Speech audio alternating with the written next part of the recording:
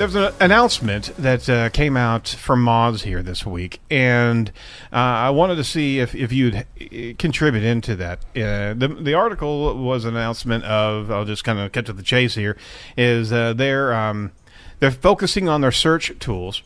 And they're dropping some of their community and some of their other applications, and unfortunately losing about 28% of their workforce. Pretty lengthy article, but I mean to the degree.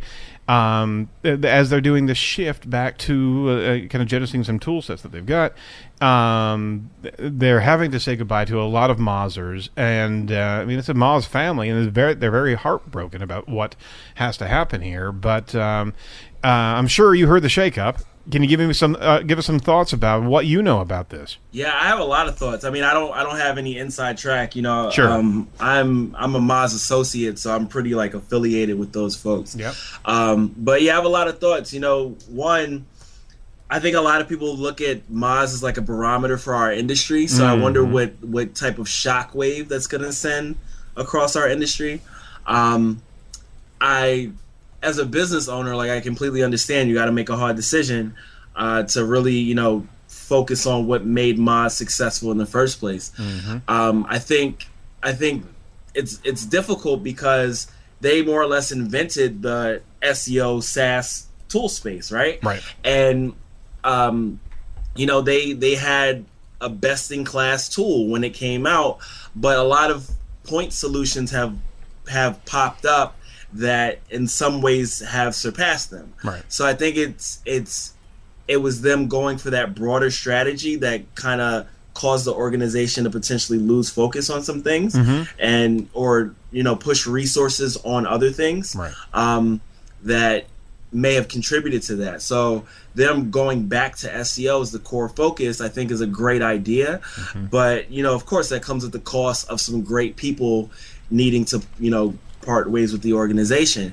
And so on that side, you know, again, you know, as a business person, I think of it one way, but as folks that like I've developed relationships with and have friendships with over the years, it's very difficult to look at because, you know, when you think of some of these folks, you think they're synonymous with Moz. Right. So, you know, for instance, like Jen Lopez, she was the person that reached out to me when I submitted my first blog post, and she was like, "Hey, you know, this one isn't that good.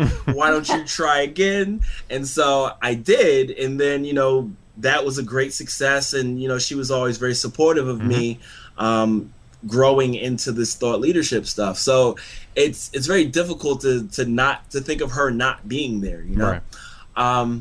So I don't know, like who am I to judge? I don't know the ins and outs of the business. I just know that, you know, from a strategic standpoint, it makes a lot of sense. I expect that we're going to get even better software out of it. But from a people standpoint, it's definitely difficult because, you know, you're watching your friends have to move on. No, you're absolutely right. That 28%. What does that make into real world numbers of people? Any idea how many that actually represents?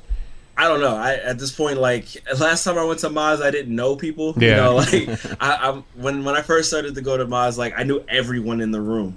I'm pretty sure they were over 100 people last time I was there, maybe closer to 150. So I don't know what that breaks down to.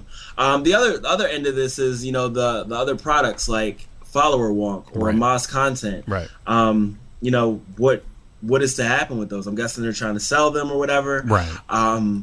I think those tools showed a lot of promise. So I hope someone else carries the torch for those or something, because, you know, Follower Wonk I use pretty regularly as far as, you know, different good reports for social and stuff. So it's just interesting. I want to see what's going to happen next, basically. Yeah, and I think it's unfair to look at one company and use that as a barometer towards SEO. Maybe. Yeah. I mean, I think if you look around, you know, even regionally, right? You know, there's been a lot of SEO companies dropping like flies over the last, you know, 5 years. And, you know, Michael started out when he was talking about iPullRank and what they're doing for clients. And what did he talk about? He talked about focusing on the conversion funnel and the persona and where, at what point in the customer purchase stage they are and everything else. Right. Well, if you go back to SEO, old SEO days, that had nothing to do with SEO, right? Correct. It was all about ranking and keywords and backlinks. Right. And I feel like what's happened is, agencies like yours and agencies like Michael's have evolved with the times and stayed ahead of, the curve. But I think a lot, and I don't want to speak ill of Moz. I think they're a pioneer, and they set the standard, I think, for inexpensive SEO help and platform and everything else. But every time I go to Moz over the last year, all I'm reading about is the old stuff. And I wasn't reading about customer journeys, and I wasn't reading about conversion optimization, and I wasn't reading about. And so I almost feel like the industry and Google's sophistication, the competitiveness of tools that Michael talked about, has kind of left part of the industry behind. And Moz, I think this is a big blow, but it should be a wake-up call for any of those old school SEO agencies out there. You got to change your business, buddy. Yep. You really have to go find some, really start to become great marketers and not just worry about backlinks, rank, keywords, right? So what you're saying is that, obviously there's a financial issue there, and they had to do something from a business model standpoint. But you're saying that because the industry has changed into intention marketing as opposed to search marketing, right? Yeah. And then be able to match those intentions and be able to answer the questions necessary to be able to help conversions and get assisted conversions. They should have doubled down on these tools that they expanded out into, and maybe be more svelte, maybe be able to monetize those pieces. Yeah, our clients want to know what their web presence is. They want to know whether they're beating their competition across search, social. They want PR opportunities. They want premier content. And I'm going to share a post that I wrote about this because it is pretty shocking to everybody today. And that's not to say I am not speaking ill of Moz at all.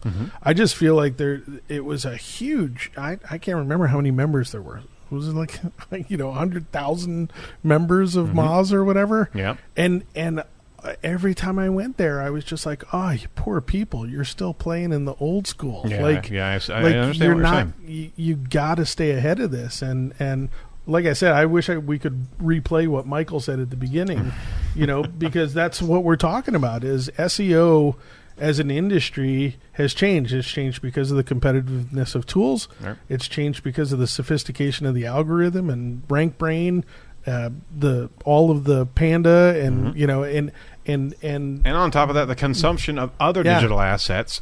Besides just the search path. But I still see stuff shared on Twitter and Facebook and everything else, like 10 tips to rank better, and it's go spam and and it's like, oh, come on, and these are people out there that have businesses doing this. Well, Michael, let's pull you back into this equation. What are your thoughts about what Doug just said there? So I agree with part of it, but I don't agree with them not having content to support the bigger picture stuff. In fact, that was one of their bigger initiatives a couple years ago. And in fact, I wrote a post. It was called the New SEO Process. Nice. I wrote it in 2012. I didn't read that one, Michael. Everything that we do. Own it, Doug. Own it. Excellent. So I definitely disagree with that. I think Moz was doing a decent job at supporting their breadth in the things that they were going after with good content that really spoke to education of how to do these things.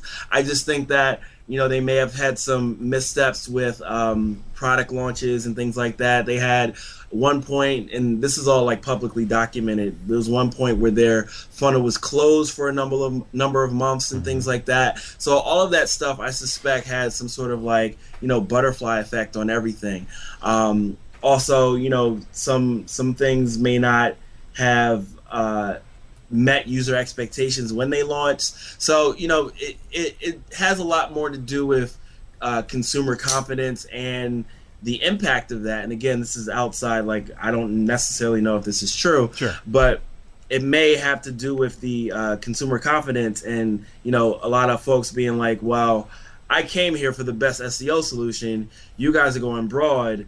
These other things aren't what I expect. So, you know, maybe I like Majestic better for links or Ahrefs better for links because they update, you know, every 30 minutes or whatever, whereas Moz is still doing it like 2, 3, 4 times a month. So there's a lot to consider here. You know, all these new players that came in and really perfected some of these things that Moz pioneered. Right. Yep. And then also, you know, Moz kind of trying to be all things to all people, but not really hitting the mark for those people.